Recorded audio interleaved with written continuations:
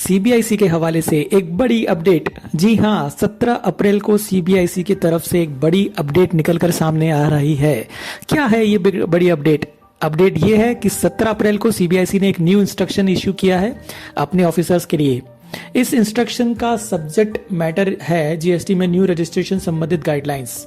इन guidelines के बारे में इस वीडियो में विस्तार से चर्चा करेंगे, लेकिन पहले जान लेते हैं कि ये इंस्ट्रक्शन किस कॉन्टेक्स्ट में है और किस बैकग्राउंड में इश्यू किया गया है और इसकी इंपॉर्टेंस क्या है। जैसा कि इस इंस्ट्रक्शन के इनिशियल पैराज में सीबीआईसी ने एक्नॉलेज किया है कि जीएसटी रजिस्ट्रेशन का प्रोसेस अभी कुछ समय से काफी डिलेड चल रहा था और इसमें कई ऐसी डॉक्यूमेंट्री एविडेंस मांगी जा रही थी जिनकी जरूरत नहीं थी या जिन्हें अवॉइड किया जा सकता था। इन्हीं सब चीजों को ध्यान में रखते हुए और ऑल इंडिया बेसिस पर जीएसटी रजिस्ट्रेशन संबंधित एक कॉमन यूनिफॉर्म गाइडलाइंस इशू करने के उद्देश्य से ये इंस्ट्रक्शन इशू किया गया है और टैक्स पेयर्स और उनके कंसल्टेंट्स के पॉइंट ऑफ व्यू से ये गाइडलाइंस बहुत उपयोगी है और इन गाइडलाइंस के बाद उम्मीद की जा सकती है कि जीएसटी रजिस्ट्रेशन से संबंधित इश्यूज में अब कमी आएगी और साथ ही रजिस्ट्रेशन का प्रोसेस ज्यादा स्मूथ और एक्सपीडिएट होगा। सबसे पहले ये जान लेते हैं कि इस इंस्ट्रक्शन में सीबीआईसी ने प्रिंसिपल प्लेस ऑफ बिजनेस की ओनरशिप प्रूफ को लेकर गाइडलाइंस दी हैं। जैसा कि आप जानते हैं कि रजिस्ट्रेशन की एप्लीकेशन में principal place of business declare करके उसका ओनरशिप प्रूफ लगाना होता है, जो इस बात पर डिपेंड करता है कि आपकी प्रोमाइसेस ओन्ड है, रेंटेड है या कॉन्सेंटेड है। तो आइए समझते हैं कि प्रिंसिपल प्लेस ऑफ बिजनेस से रिलेटेड क्या क्लैरिफिकेशन इस इंस्ट्रक्शन में प्रोवाइड किया गया है। केस नंबर 1, खुद की प्रॉपर्टी हो तो आपको केवल एक डॉक्यूमेंट देना है, electricity bill, property tax receipt या म्युनिसिपल खाता या कोई ऐसा दस्तावेज जो ओनरशिप साबित करता हो, जैसे कि प्रॉपर्टी की रजिस्ट्री आदि। अगर ये डॉक्यूमेंट्स में से कोई लगा दिया जाता है तो फर्दर क्वेरी में और कोई डॉक्यूमेंट्स नहीं मांगे जाएंगे। इस गाइडलाइन से अननेसेसरी ऑफिसर्स द्वारा प्रॉपर्टी की लोकेशन या ओनर की बिजनेस प्लेस पर फोटो या आईडी प्रूफ मांगे जाने और उसमें होने वाले टाइम लॉस पर रोक लगेगी। केस नंबर 2, क्या प्रॉपर्टी रेंट पर है? आपको देना है एक वैलिड रेंट एग्रीमेंट जो कि ड्यूली नोटराइज्ड और स्टैम्प्ड हो, मालिक के नाम की प्रॉपर्टी ओनरशिप का कोई एक दस्तावेज जैसे बिजली का बिल या प्रॉपर्टी टैक्स रिसीट या म्युनिसिपल खाता कॉपी। क्या नहीं मांग सकते हैं? मालिक का पैन कार्ड, आधार कार्ड और मालिक की photo. Case number 3, rent agreement अगर रजिस्टर्ड नहीं है तो फिर क्या करना है? रेंट एग्रीमेंट प्लस मालिक का आईडी प्रूफ लगा सकते हैं, पर अगर रजिस्टर्ड एग्रीमेंट है तो आईडी प्रूफ की जरूरत नहीं है।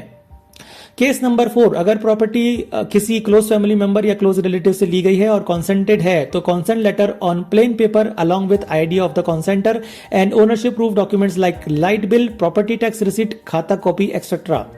अब यहां पर कॉन्सेंट लेटर अगर प्लेन पेपर पर हो तब भी ऑफिसर रिजेक्ट नहीं कर सकते, यानी कॉन्सेंट लेटर स्टैम्प पेपर पर होना जरूरी नहीं है।